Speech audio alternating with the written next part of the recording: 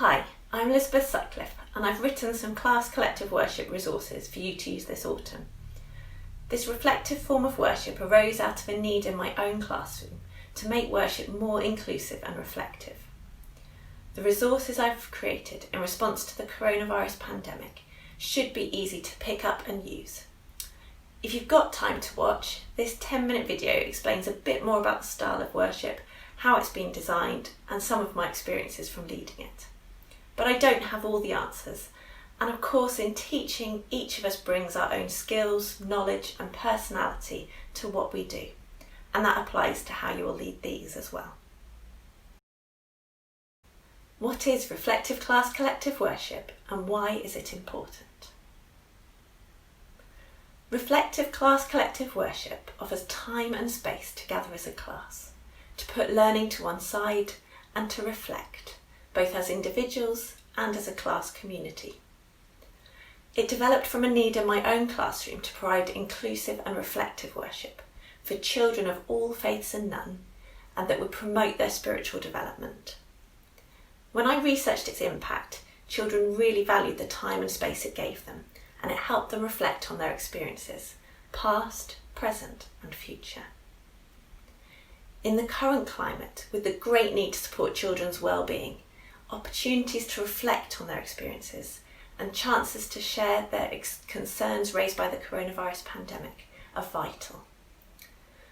These worships all follow the same simple structure: an opening, a story stimulus, a response with open wandering questions, and a time to be creative, followed by a prayer and a clear ending. I'm going to briefly talk you through each of these 4 sections now. It might be helpful to have an example of one worship in front of you, but it's not necessary. The opening, creating a time and space. Children commented that it was good to be a class and to have a time like that. But we were always a class. We were with each other all of the time. What was different? It's important to set this time apart from the rest of the day. It's not learning. There are no right answers. Instead, it's a special time in a safe space, offering children the opportunity to reflect on what they need to. So how can we create this time and space? Only you can create and hold that atmosphere. They will learn from you. A soft tone of voice will help create an atmosphere, and allowing time for stillness and silence is incredibly valuable. But I found lighting a candle was transformative, providing children with a moment to stop and to focus. The words of the opening also make it clear that the class comes together with different personal beliefs and that all of those are welcome. The stimulus, a story. All these acts of worship use a story, some traditional stories, some from the Christian faith or other faiths, and some written for the current situation. The stories have been chosen as a response to some of the different experiences children may be dealing with: loneliness, friendship uncertainties, perhaps bereavement, or worries for the future. All have an element of what children may have lost and found during the coronavirus pandemic. The positives and the negatives they've experienced, the difficulties and the joys, the worries and the hopes. However, none of the stories are directly set in lockdown.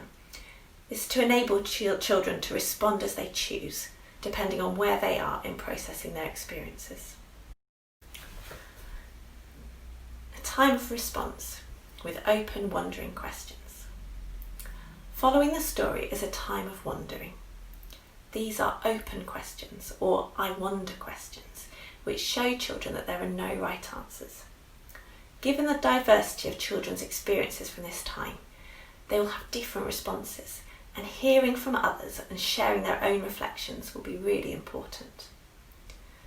Choose 2 or maybe 3 of the I wonder questions to ask, the ones you feel more comfortable with and that you think are most suitable for the needs of your class. I would take maybe 3 to 5 responses for each question, although younger groups might be better to have more answers to fewer questions. If no one has anything that they want to share aloud, leave 10 seconds or so as a pause for personal reflection. Try to value all the contributions that are shared, and don't worry about filling any gaps with your own answers. Just let the silence do the talking. A time to respond creatively. The Children's Society has recommended choice and the creative arts for promoting children's well-being. So this is a really important aspect of the worship where they get to process and respond in the way they need to. It's great if you can offer lots of different creative resources, but most weeks I found I only had the time or the energy to get out the paper and pencils. There is always a suggestion for what children can do, but the key is that children can decide how they want to respond. I had a child who often sat in silence, especially at the beginning, but did choose to create something if they wanted. The process, that time to reflect, is more important than the outcome. It's okay to let children create what they choose, without asking them to explain their responses to you, although some may want to. I often thought the pictures my class drew weren't their best artwork, and I wasn't really sure what a piece of pizza and a football had to do with what we were reflecting about. But when I talked to the children for my research about what they'd created, there was nearly always a story from their life or an important thought going on underneath. At the end, I offered that the children could bring their response to the candle, though in these times they may need to leave them on their table.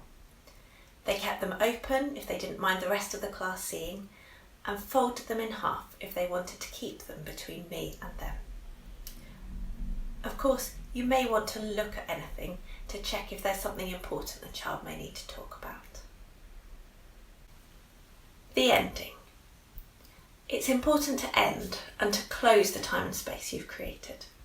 There's always a prayer written, but in such a way that you can make it a reflective thought if you or your school feel more comfortable with that.